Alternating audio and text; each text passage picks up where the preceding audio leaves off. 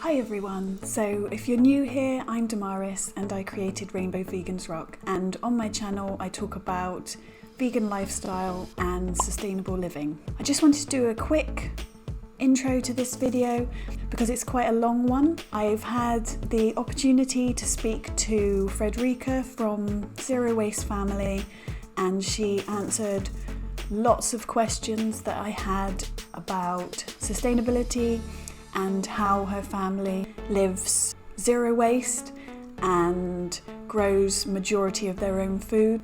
Like I said, it's quite a long video, but if you can, stick it out, because I wanted to keep all of the content in there because it's all really useful. And it was such a lovely chat. I'm a little bit awkward, but Fredrika was honestly so lovely, and it's just so inspiring to hear all about their lovely family. So I hope you enjoy the interview. Oh, there it is. Yeah, don't worry about it. Okay, so... All right, well, we can start over. I am not in a rush. Okay, good. I'm glad. And my little girl's okay right now, so it's fine. How old is she? She is... Oh, how old is she? 17 months, I think. Yeah, somewhere around there. She's at that sort of toddling stage. Very clingy but cute, you know. Enjoy it. Yes. Enjoy it. Enjoy Yes, it. I have I a will. teenager and a preteen. They have zero interest in clinging on to me. Oh no. And that I suppose that comes with its different challenges, doesn't it? The older they get, I've heard people say, the older they get, that it just changes, doesn't it? What they need from you is different.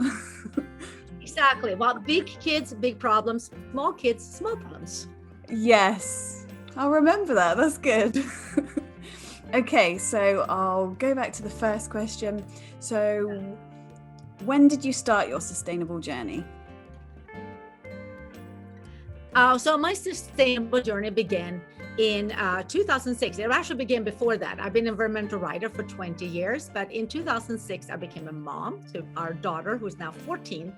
And then it became much more clear to me that this was her future, and I need to fight with everything I have to make a better future for her, and also make sure that there is a future for her on this planet. Oh my goodness, yeah, definitely. Was that your end? I kept freezing. Yeah, it was freezing a little bit. That's okay. I don't know why the internet is so bad. Is it? It might be mine just as much because it has its moments. Yeah, I have 4, so I should have it. It looks like fairly good right now when I did a speed test. But it could be that, a lot of people are like home and on their devices at the same time. Oh, of course. Yeah, that does usually affect it, doesn't it? It does. Yeah, that's lovely. So let's go on to the second question. So that was, what, if anything, have you been unable to switch to a sustainable version of? Yeah. So here in San Diego, we cannot live without the car. So we have to have a car. Like in Sweden, when we lived there, we biked everywhere, we walked everywhere, or we took public transportation. That's just not an option here. Other cities in San Diego, in US, you can do that. Here it's not. So we have chosen to have one car instead of 2, but we haven't been able to get away from a car. Yeah. I would say the second thing is that once in a blue moon, our kids really want packaged snacks, especially because their friends, the peers are doing it, and it becomes a little bit of peer pressure. And I don't like shaming my kids for that. And so I'm trying to compromise and come up with a solution and let them have some packaged snacks once in a blue moon. It's not always, but sometimes. Oh, that's good. I remember thinking that about some places. I know, when you think of Amsterdam, going back to the cars, when you think of Amsterdam, they've just got public transport sorted. The bikes everywhere. Bikes have priority. They just know what they're doing, don't they? Yeah. And the trouble is... Yes, it's the same in Sweden. Is it the same in Sweden? I did wonder that. Denmark. They even have like special roads and lights for the bikes, and I miss that so much. Yeah, that's so good. They just know what they're doing, don't they? They do. I wish they had it here, because I feel exactly the same as you actually about a car. We need a car where we are, because there's certain days that public transport doesn't run at all, which leaves us a bit stuck. And yeah, it's not reliable. England's terrible for public transport. And I know, it's so funny how you see other, like even New York has it down, even though there's like way more cars, but they have bike lanes. It is like accepted that there's bikes, and they the cars know that they have to protect them. Here in San Diego, I don't know how often people actually get killed biking. So I'm like, oh my goodness, I'm not going to do that with my kids. Yes, I don't blame you. That's so bad, isn't it?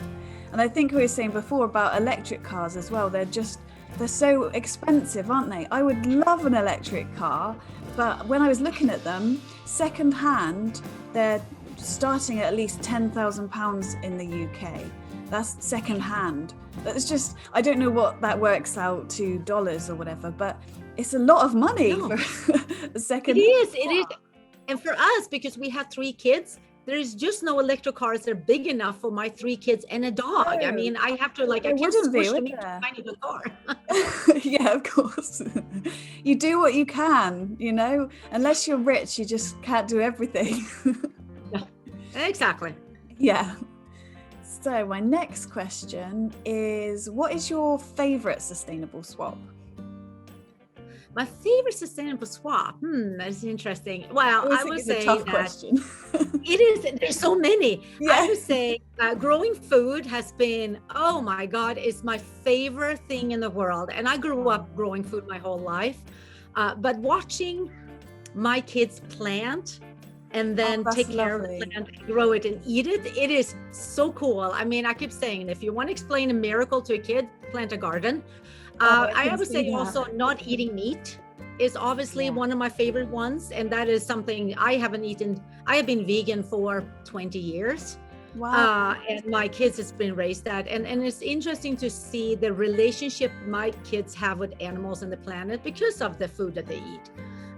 So I think they were my favorite ones, but if we should take a little simpler swap that everyone can do, I would say that using mason jars for everything is baking bread. Baking bread has been my favorite thing too. Oh yes, I've seen a few of your videos where you bake bread without yeast and then you bake bread another time. You're pretty good at it. Thank you. You get used to it. Like if you get going on it and start doing it, it's so easy.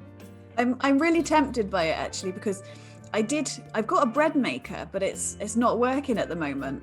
So it's sort of made me sort of stop and think, well, either I'm going to have to start making it myself and just learn and practice. It's easy. It's easy. Once you do it once, I'll just give it a try. Your kid will love it. Especially, it gives me hope that you did it without yeast as well, because I thought, oh, okay, it doesn't have to be as complicated as you think, It's very No. And I mean, I always say, to bake bread, you only need flour, water, yeast, and salt, or no yeast or sourdough, whatever you want to do. Yes. But it is not that complicated. And if you go buy bread at the store and you read ingredients list, it is actually scary what they put in bread. Oh, that doesn't surprise me. Yeah, so it's not that hard. And once you get going on it, it is so easy, and it's second nature. Okay, I'll give that a try then. Okay, my next question. Oh, this is a good one. Which sustainable switch has made the most difference to your lifestyle, would you say? The biggest one? Yeah, I would say that going down from 2 cars to 1 obviously has made a huge difference, because we save $8,500 a year by having just 1 car. That does. And also, I get more exercise because I bike everywhere. And I would say the second thing, it would be to buy things in bulk. Because it takes a lot of money, especially spices. If you actually look over a yard spices compared to a bulk spice, it is ridiculous how they mark it up. Yeah, definitely. Yeah, and exactly, and bulk shopping, because we buy all our bulk shopping in big 50-pound bags now. I don't know what that's in kilograms. I think it's 25 kilos. Oh yeah. Yeah, because with pandemic, they shut down all the bulk shopping, but we figure out how we can buy them, because we're a family of 5, we can eat through a bag of beans like that. I would say growing our own food, even if you only grow it. I used to grow only on a patio in winter climate in Sweden. It makes a difference when you grow your own food, and that saves the money. And it's also every time you plant a plant, it eats carbons. You're actually doing something for the planet. So that is a very good point. Yeah, I think people forget that, don't they? Just that little act does so much. Yeah, even if you just grow herbs, you have made a huge impact. That's good. Yeah, that is so true. Okay, next one is, what or who inspires you to keep living sustainably? Oh, my kids. Probably, I knew you were going to say your children then. My kids, they keep me going whenever, and it's so funny because they are the ones who cheer me on, but they are the ones who keep me honest. We have a documentary, Zero Time to Waste. And the reason we have that documentary is because of my son, Noah. Noah is on the spectrum. He is autistic, but a high functional autistic child, which just means that he's a really cool dude and he's a problem solver. He can see, like, autistic children are so beautiful because they see problems in a different way than we do. Noah loves the ocean. He loves sharks and he loves surfing. Maybe not necessary together, but who knows? Noah, he would. But we will go down to the beach whenever there's been a storm and we clean the beaches. And 2 years ago, him and me were down on the beach and we were cleaning up, and there was so much plastic we couldn't get it all up and we had to leave it. And as we walking back, Noah is feeling so sad and he grabs my hand and he goes, "Mommy, do something." And I thought he was talking about the plastic still that we had to leave. And he's like, "No, Mommy, do something. You got to tell people we cannot live like this. We gotta live more like us. Tell people, Mommy." I didn't know. I felt so devastated because I want to give my children everything and I can't even promise them they're gonna have a planet. 2 days later, I had this production company contacted me and said that they want to do a documentary about our life and our family journey. I said that generally my son is never want to be along on these things, but I would check with them. And when I did, he was really excited and he said, "Mommy, that's how we're going to do it. This is how we're going to tell people." Oh, bless him. That's so good. I love that. And he was only 8 years old. Oh, was he? Oh, that's so lovely and inspiring. I love it. And I completely agree that autistic children have that sort of special way of looking at things. My partner's actually autistic and his son is autistic as well. And I think you would probably consider my partner as being, what did you say, high functioning, they call it, don't they? Because he was sort of undetected until he had his own child, and then obviously realized that he had the autistic traits as well. But and that's my husband too. Yeah, he's also on the low spectrum. This is why my son has it. And you know, I think there is misunderstanding about autistic people, and they are the most amazing people in the world. And I'm so blessed to be mom to one. Oh, that's so lovely. I love it. Okay, yes. So talking about eco-anxiety. So in the past, I've had sort of periods where I feel overwhelmed, and they call it eco-anxiety, don't they? When you suddenly feel like it's too much and there's not enough that you can do to help the earth. Have you ever felt like that before? And if yes. What do you do to sort of overcome it, as it were? Yeah, it is interesting. I think this is a very common theme. I think a lot of people, when they hear any information about climate change, they rather stick their head in the sand because it is so overwhelming. And I have had that too, where especially when, not to go too political, but when Donald Trump became the president, I knew this was going to be bad. But as an environmental writer, watching him assault the environment the way he did with the EPA, the Environmental Protection Agency, and putting someone who is is an oil person in charge of the Environmental Protection Agency was so devastating that I felt like, what the heck am I doing? And I should just give up. But what it comes down to I can't give up. I have to face my children that I have done everything I can, but also most important, I think that kids feel this eco anxiety a lot. Oh, I agree, definitely. Yeah. And someone suggested it's because my kids, if I stop scaring them, I don't. They feel it. They live in San Diego. They see the fires. They know exactly what this is happening. Oh my goodness, yeah, I bet. They see the plastic in the ocean. They are not dumb. They see the whales floating up. But I think that easing their anxiety, it is me showing that I'm doing something. So absolutely. And doing something is get me out of it. Yeah. Yes, it's better than just sitting there and doing nothing, isn't it? It is. So I think that whenever you get that, and we all get it, it is like, have your own little pity party about it. Feel like, that whatever you're doing is not making a difference. It's okay. Have that feeling. Yeah. Be kind to yourself, and then pull yourself up and start again. Celebrate every little change you do. Every little change matters. It doesn't matter. You do not have to be like my family. No one can be it overnight, like we said. Of course, just celebrate. Be kind to yourself and go like, hey, I changed that today. That is great. And that's what we have to do. Yes, I love it. That's a good attitude to have, actually, isn't it? Celebrate the little things. Is there anything that you wished you'd known before you started your sustainable journey? That is an interesting question. It's quite a hard one, actually, isn't it? Yeah, I think I wish I would have known the impact chemicals had on my family and environment, and that would have been the first thing I would have swapped out.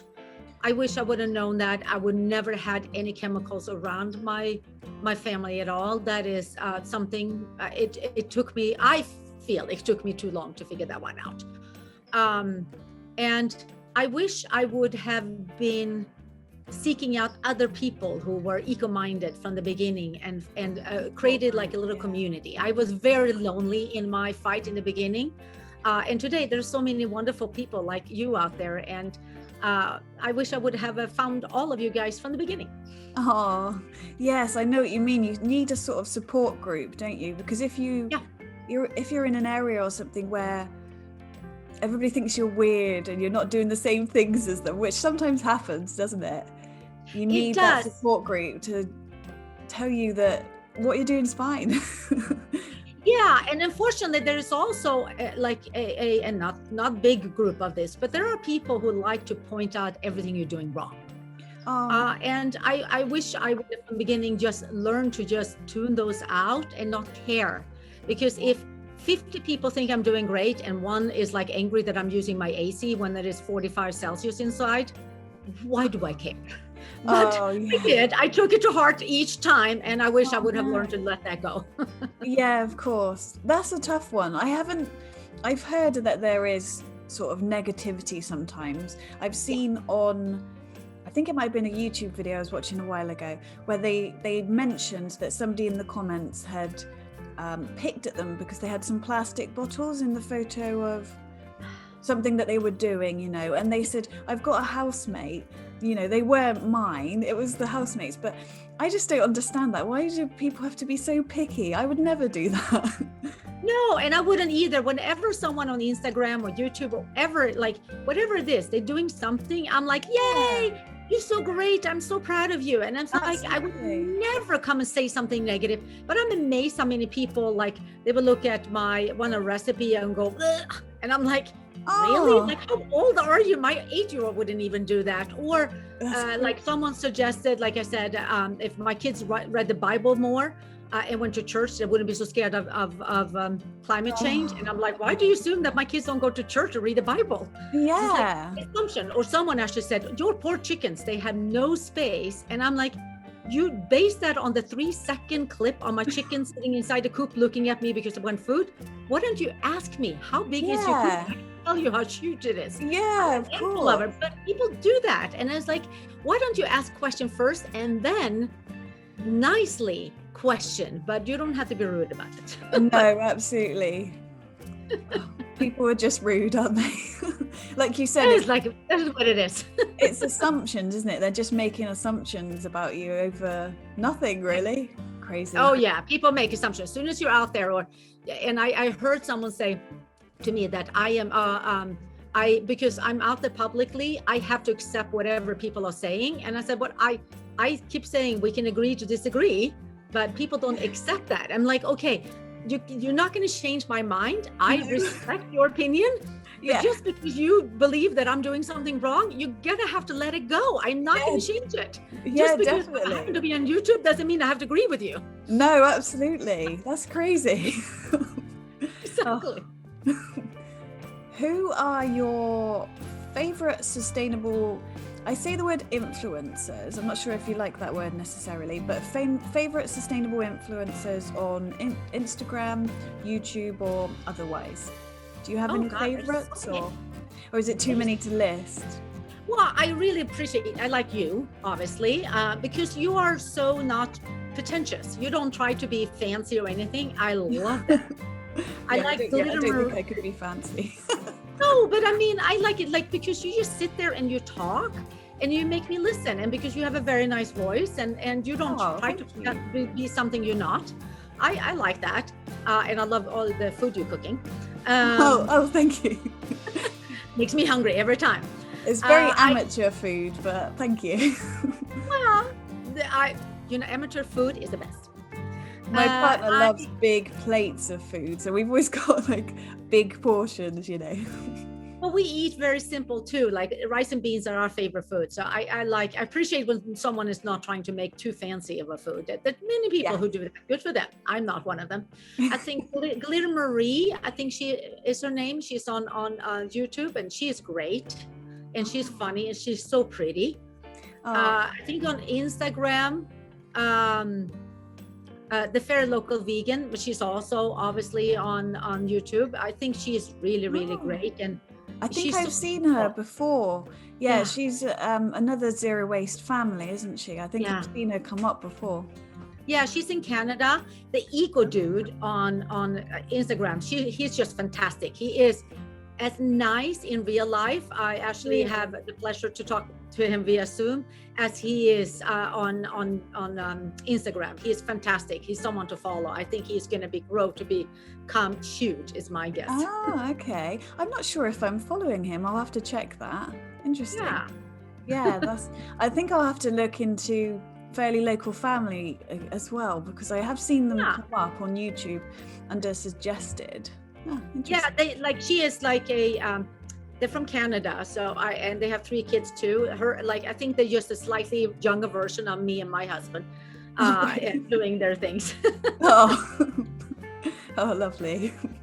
I think for me, I would have to say you guys, of course, and eco-friendly Henry. Do you follow her doing the sustainable meetup? Yeah, she's a lovely influencer as well, definitely. Yeah, she's amazing. Yeah, there's so many out there now. I know there is so many.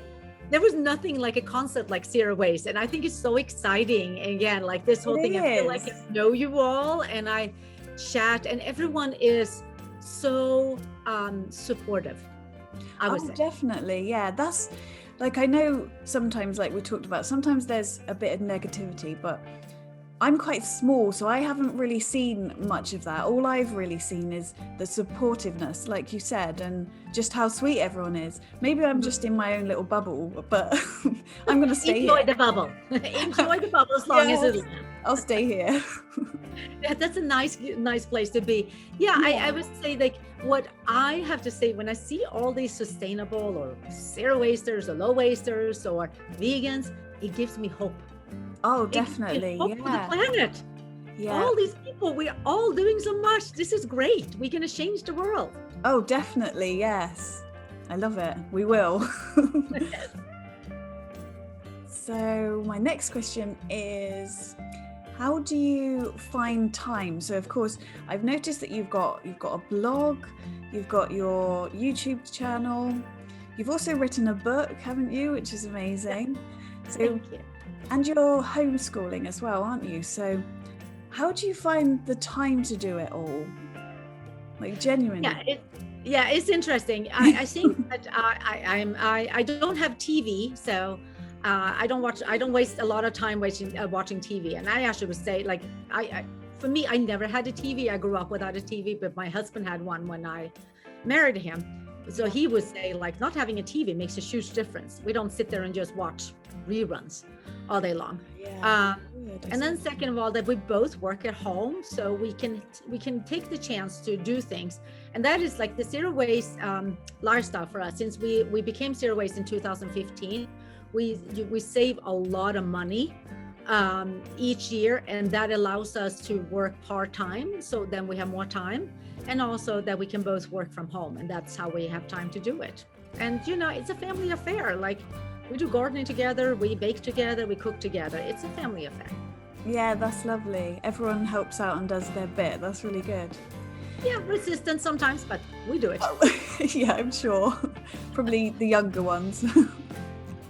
Actually, the teenager. Oh, the teenager. Okay. I think you said before, but just in case any of my viewers aren't aware of this about you, but how much is it that you save every year from going zero waste? I think you said the amount. Before the pandemic was 18,400 a year. I think it's more now with the pandemic because we literally don't go anywhere. So I mean, obviously it has opened up so we can, but we don't, like, we will go to Sweden, which I know is not sustainable at all. But I'm from Sweden, so that is, part of my culture, and my family is there. But because we haven't gone anywhere in the past 1.5 years, and we stayed local, I think it's going to be more than 18,000 would be my guess. Yeah, I would say so as well. And sometimes you have to do that, don't you? If you have to travel for family or work, that's fine. You just have to do it sometimes, don't you? Exactly, because I have to travel for work sometimes, and because I live in San Diego, there is not an option for me to drive or to take the train anywhere else. So I have to fly there, and to Sweden, there's definitely no way to get there. No. Unless you get to Thunberg and go on the boat, but more power to her. Oh yeah, I suppose, but I have a helicopter flying over me now. Oh, I wondered what that was. Yeah, we're really close to the freeway. We're only 5 minutes from the freeway, so we get the helicopters checking the traffic, I guess. Okay. I think you might have already answered this question a little bit. Just sort of talking about growing your own food. How do you find that time with homeschooling as well, or is it more sort of incorporated into the homeschooling? I'm just sort of curious. It's both. It's just part of our life, and I can't explain it any like it is. I think people see gardening to be a lot of work, which of course it is, but driving to the store to buy food also a lot of time. So I think I'm taking that time and using it to grow my own food, and it is just who we are. And the garden is also a relaxation spot and stress release place for me. So I'm just doing it a little bit bigger than most people. But I think it is, we're 5 people, so we all help out. Everyone has their own job in the garden. Yeah, I can imagine it being like if you had sort of set chores or something, this would just be it, and everybody just sort of does their bit. I can just sort of imagine that. Yeah, that makes sense. And I've heard it's times of the year, it is more work, like right now, because in San Diego, our best growing months are actually the winter months, because when it's cooler and it rains more. So then we have more to preserve. And so every day we're preserving right now. But then when we come to, I would say, July, August, September, October, it is not that much happening in the garden except tomatoes and cucumbers. So then we can, relax a little bit more. Oh, okay. I see. That's interesting. I'd like to get into it more. At the moment, I've just got a few pots in the garden, really. That's great. Most of the time things just sort of either just look after themselves or they die on me. So. But at some point I'm going to get to it. It happens to me too. Things die and just take care of themselves. It's either overwatering or underwatering for me. There's no in between. Yep. That's my husband. Oh dear. Or my youngest, when I'm like, okay, great. That potato plant is now so watered. Let's move on to another one. Yeah, I have to do that with my son, actually. We were watering the house plants yesterday, and I said, oh, just put about that much in, and the whole cup goes in, of course. Okay, it's fine for a while then. Well, they live and learn. Yeah, bless. Oh, I think we've got to my last question, actually. which was to do with veganism. So obviously you're a vegan family as well, and you said that you've been vegan for 20 years, did you say? Mm-hmm. That's amazing. So I was just curious, I take it veganism came before you decided to go zero waste rather than the other way around. Oh, Yes. okay. Yes, so I became vegan, and way before. My husband was a big carnivore when I met him, and I was vegan, so it was pretty interesting. I bet. But for me, I was vegan. I've been vegan for a long time because of health.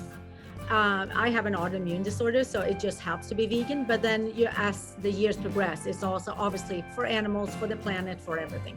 Reason. Absolutely, yeah. Yeah, that's kind of how I felt. I watched a few documentaries, and then you just realize that it's not just about the animals, it's about our health and it's amazing, the difference, and of course the planet as well. So it makes sense in a lot of counts. Not that I think obviously everyone should go vegan, but it makes sense in a lot of ways, doesn't it? Especially if you're living a more eco-friendly, sort of sustainable lifestyle. Yeah, and I feel like vegans, just like the sustainable part of the world, it's we have a lot of people who are very passionate about being vegan, but we have a lot of people who also likes to point out when you're doing something wrong or judge you for it. So my kids, they have said, please don't label us as being vegan, because with that comes also a responsibility that is too heavy for them to bear.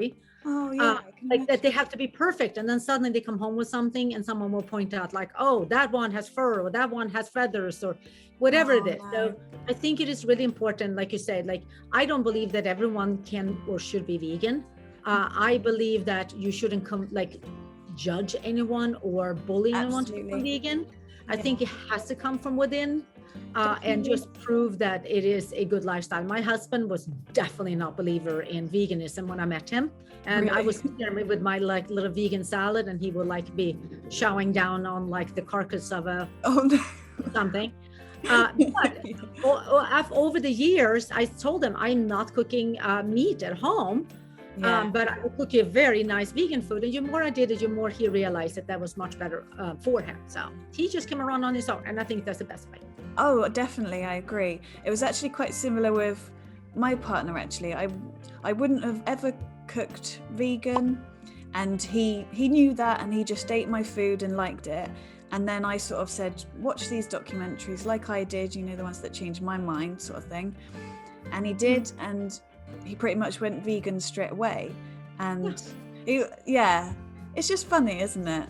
Yeah. It makes a lot more sense as well when you're cooking together and eating together. Mm-hmm. But yes, I feel like it, like you said, it's one of those things you can't force somebody to do something that's completely unfair. But if you just sort of show them how good it is, and really. And there's so many vegan options today. Again, amazing. I began, I actually met one of the oldest vegans in Sweden. She is a Swedish woman who, her and her husband became vegan when they had been in the US, came back to Sweden, and they decided to raise their family vegan. And she said in the beginning, that they couldn't even find vegan milk. They had to actually call up some Hare Krishna and ask them for the recipe for their soy milk, and they had to make everything. Wow. And today, she said her grandkids, they go to any store and find vegan options.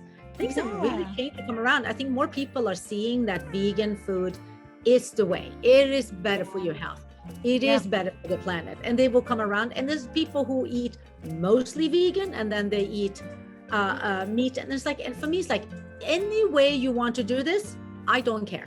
Yes, you're quite open-minded. I can see that. You're just do it your way, that's fine. I think that's kind of how I feel as well, because I've always thought I'm not going to judge other people for not doing this. I can sort of advise if they're curious, if they ask me questions. I don't mind that, but I'm not going to be sort of pushy about it, No, I don't understand when people are attacking anyone. It just makes zero sense to me. What are you going to accomplish with that? You're going to make them feel bad. The thing is that no one on this planet is perfect in any shape or form that we do. So you might be vegan, but you might be buying a lot of plastic, so it's it's a toss-up. So just be kind to people and Yeah. and like celebrate the journey, whatever journey you're on, celebrate it. Yes, definitely. I agree.